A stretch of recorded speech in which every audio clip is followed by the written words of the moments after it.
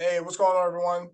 ELF Championship game is this Sunday. Don't forget to tune into the game, but also you could catch me and the guys from the Cover 7 podcast on a little, watch along on the new, formerly known Twitter, now X.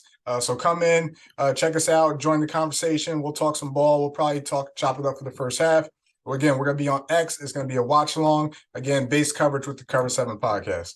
We doing everything they talk about. You know I'm everything a boss about. Not putting work and gotta toss them out. I'm really biting, they just barking out. I'm really riding, they just parking now. Hit street, what to talk about. See the big H when I'm walking out. What's going on, everyone? Welcome to Base Coverage, presented to you by Knoah Teamwear, and I'm your host, Jamal Clay.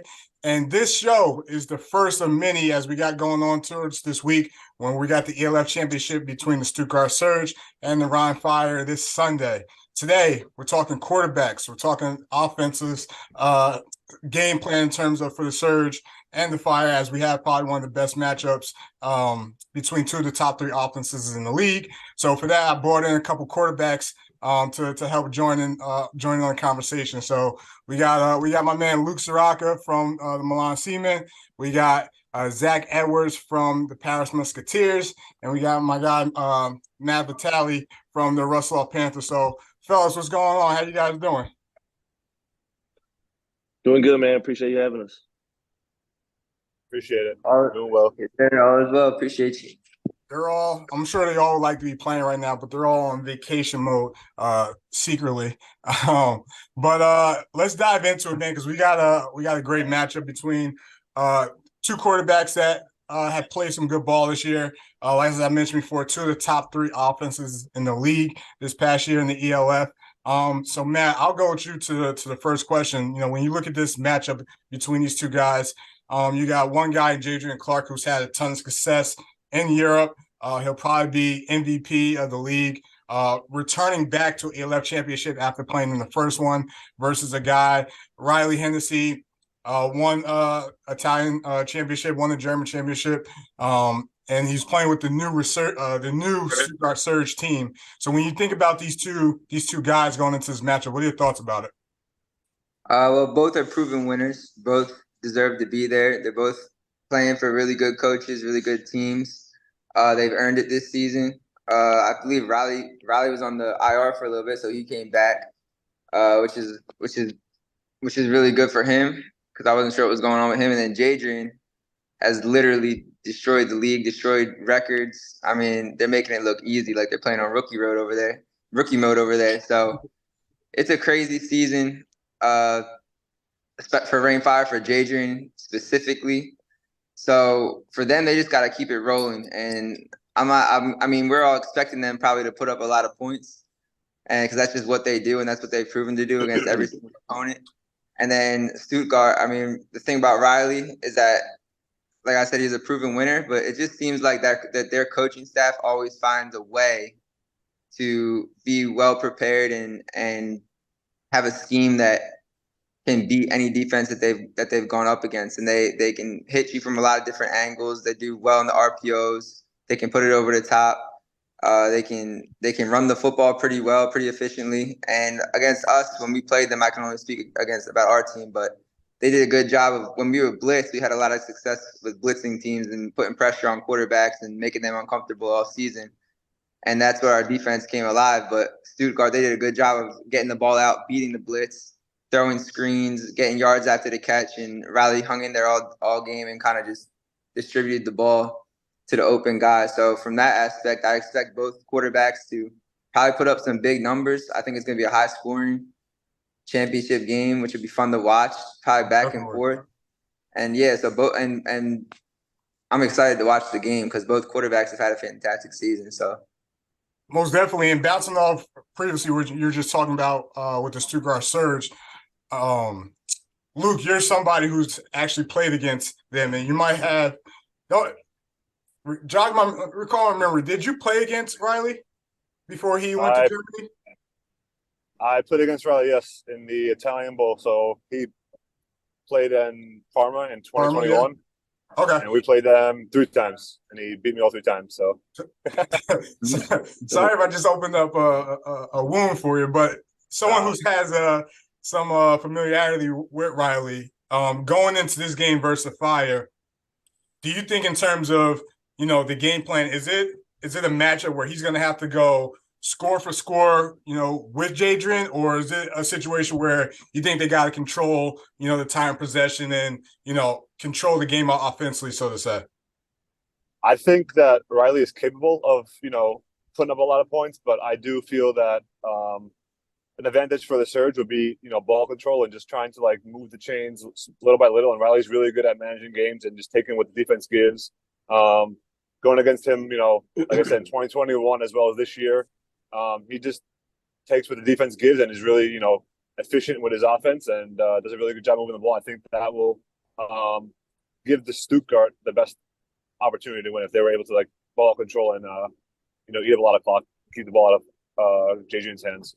In this type of game, when you're going up against a quarterback like that, do you feel like he's going to have to do something, or the Surge are going to have to do something that they really haven't done all year, and that's, not necessarily lean on the run game, but make sure that they have some type of run impact on this game versus leaving it all on Riley's hands or shoulders, so to say?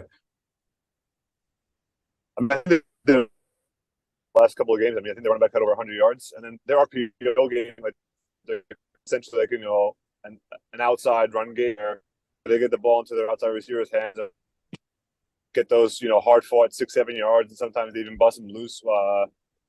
For big gains. So I don't think it's necessarily all in Riley's hands. However, I think he'll have to make some big throws when the time comes, and he's definitely capable of doing that. Most definitely. Well, let's switch it over to the other team that Riley's going to be playing with in terms of after Ryan Fire. And Zach, you're someone that's not only played the Surge, but you've also played the Fire as well. And you also have some familiarity with, the OC over there, Coach Weidinger, as well.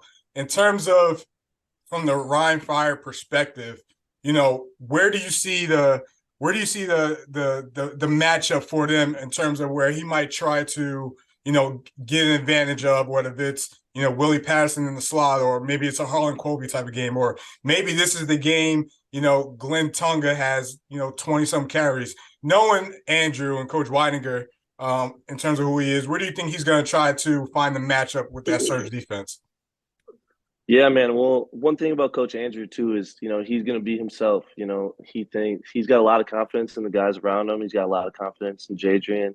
I know that they're probably not going to try and switch up too much of what they do. I think they're very confident in who they've been all year, and obviously they've been very successful doing so. In terms of their opponent, Stuttgart does a lot of 3 high safety stuff. They're moving people around all the time, but that definitely leaves a lighter box that I think Glenn could definitely take advantage of. I'm not sure how many teams like that Jadrian's played against this year, but I know for myself when we would play the Surge, and you guys can probably attest to this too, Matt and Luke, but they're moving guys all over the place. 3 safeties. It's a little bit more unconventional than just your typical 2 high safety looks. So it'll be interesting to see how that plays out, but for the most part, I don't think Ryan Fire changed it too much, and I think they go out there full speed ahead. When you think about the Surge defense and the different looks that they do give with their secondary, is that something that could benefit the Surge, or is that something where they maybe less is more, so to say, when you're going up against a team like the Ryan Fire? I definitely think it could play into their advantage. They're good at what they do. They've done it for a long time, and I'm pretty sure most of those cats were running it when they were at Schwalbe. So they have a good feel for what they're doing. I know it's been a little bit different this year with NFL hashes opposed to college hashes. So, but for the most part, they do a good job disguising things. And the biggest thing is if you're not used to it, it just looks different. Playing quarterback position, you're pretty used to seeing 2 safeties where everybody's supposed to be at, and then you look out there and there's extra people in places that normally people aren't there. You start thinking a little bit too much, even though at the end of the day, they're probably just running a different version of cover 4. Yeah. You might just be looking at it and it might get you in your head a little bit. But, Jadrian's a smart kid. He makes a lot of good plays. He's smart with the football. So I wouldn't be too worried about it if I was him. When these teams are going up against each other and we're looking at this matchup, obviously we talked about the the type of defense that the Surge could run, where it could switch things up and make things difficult for the Fire. Matt, give me a difference maker from each team that could really blow this thing up either way, in terms of whether it's a guy we haven't heard of, or maybe it's someone like Glenn, who we've been waiting for to have a breakout game, or maybe when you go to the Surge, maybe this is a Yannick Mayer type of game. Give me a guy from each team offensively that can potentially have a breakout game in the championship. First thing that came to mind was Kofi. Yeah, he's cold. He's the real deal. And is Mahogany, is he healthy? Is he playing? I think he's in and out the lineup, to be honest. He's in and out. He's been dressing for all the games except that one game when he got hurt. But I think he's been in and out the lineup. Yeah, because if they go out there and they have Patterson, Mahogany, and then Kofi, who's like that, it is hard to cover all three of them on the field at once. Somebody is going to be open. Yeah. But I think that dude, like, he was almost like the number 3 receiver technically, because you have Patterson and you have Mahogany, and then like the fact that he just presents so many different matchup problems, and he makes plays, and he just moves different on the field. And I think he's going to show up. He seems like he's showing up every single game I've put on and watched them. Yeah. And I think he's a true difference maker. And then on the other side, I think Louis Geyer, who's just consistent. He's proven to be consistent. He's a physical player. He's strong. He's fast. He's smart. So I think both of those guys are going to be difference makers in the game. And no, it's not going to come down to one player or anything like that. But I just think that both of them are going to have good days, and they're going to show up. And passing the ball is going to be an important thing for both teams, and I think they're going to be efficient on both sides of the ball because they have weapons. There's so many weapons on the field, so many good players that are going to be in this game, and it's going to be tough as a defense to hold them out, basically. So.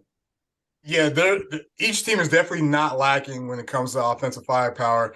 I'll ask, Luke and Zach, I'll actually ask a question, then we'll get you guys' picks. But Zach, if you are the Stuttgart Surge, how would you attack the Rhine Fire? To be honest, you got to just play sound defense. I don't think with all the weapons that they do have, and you just got to limit their big plays. That's what they feed up. They're a big momentum team.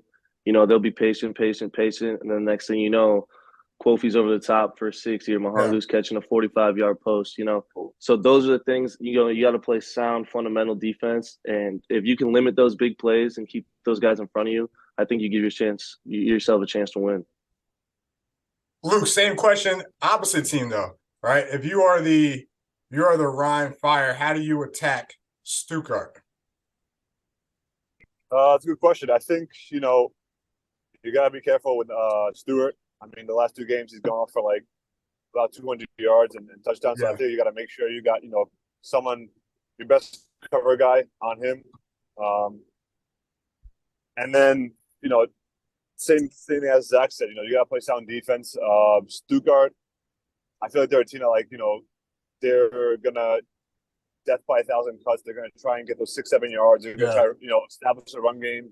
And then when they have it, they're going to, hit that RPO or try and take it over the top and, hit Stewart on like a post, or he ran a crazy corner post for a touchdown against Vienna. And I was like, so it's just going to come to a matter of, forcing the other team to make mistakes. I think, that's going to come down and play a difference maker in this final. So with that being said, who you got then, Luke? Who I got?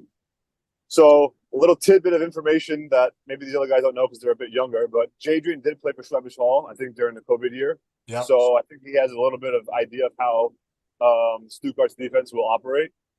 And then I think the fact that Stuttgart has a lot of Paul guys, they all have that continuity, so it's going to be a really well-fought game. But I think that Rainfire is going to win in a high-scoring match.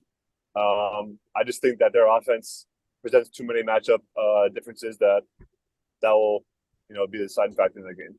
So we got the Rhine Fire with Luke's pick. So Matt, you're up, man. Who you got? Man, I know who I'm supposed to pick, right? I know what I know what the easy choice is, but I'm gonna Sounds go like you're against. going down on a limb. I can't. I won't be right within myself if I don't pick Stuttgart because All right. I like the story that Stuttgart has. I like the fact that they came over and turned their program around. I respect that. Obviously, I respect the Rain Fire too and everything that they've done. It's almost who do I want to see win? I like the story of Stuttgart. I think it's going to be a high scoring matchup as well. And I think somehow, some way, they're going to jump out early and they're going to protect the lead. And I think they're going to jump out on them and maybe surprise a lot of people. They got nothing to lose. I feel like the pressure is more on Rain Fire. Not that they're going to feel the pressure, but I think Stuttgart can get it done. So basically, you're saying Coach Newman is just going to leave the GFL, come to the best league in Europe, and then just win the championship in year one. That's basically what you just said. That's what I. Hey, why not? Why not? Hey, Zach, finish it off, man. Who you got, man? You know, home game for Ryan Fire. I don't see Basically. it going any other way, man. I think Coach Andrew handles business. That's my guy. He deserves it. And I think Ryan Fire take this one soundly. Soundly? Give me what soundly. Describe soundly in a score. Are you thinking like 20? Sheesh. By 20? You heard it here first. Man. Hey, if that happened, that would be wild. I mean, it is a home game for the Fire, so I wouldn't be it wouldn't be that crazy of a thought, but we got great players, but we also have great coaching in this game too. So that's a crazy thing. Hey, Matt, Tony feeling that? Tony here, yeah, he's here. He's listening. Get Tony out here real quick. What's popping? Who you got, man? Surge or Fire? Man, the Fire have been dominant all year. You know what I'm saying? Like I said, I would like to see the Surge win. All right. Sound like a butt's coming though.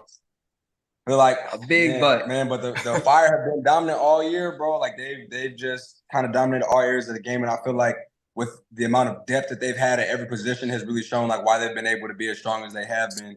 And you can't beat depth. You know what I'm saying? They got it. So I don't know. I want to see the Surge win. I do. I'd rather see the Surge win, but I feel like the Fire gonna take the dub for sure. That's like when you're giving someone a compliment before you tear them down. It's like, I like that dress. Hey, it's gonna be. I think it's gonna be a good game, but I think I don't know if they're gonna win by 20. But I definitely think they might hold them off in the end. Hey, it's definitely gonna be a good game, great game to watch. It's gonna be a good matchup, from players and coaching and just the atmosphere alone. So, we are gonna get a new champion, this year. Obviously, there's, the Hamburg is not returning back for a third season.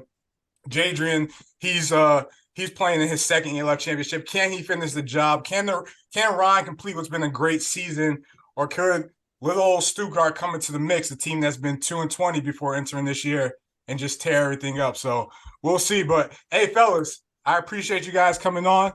This has been a blast. Obviously, prayers for health and everything going forward, and whatever you guys decide to do this all season. But definitely, we'll stay in touch. All right. Hard work, they don't know about it. Hard work, they don't know about it. Hard work, they don't know about it. Animal.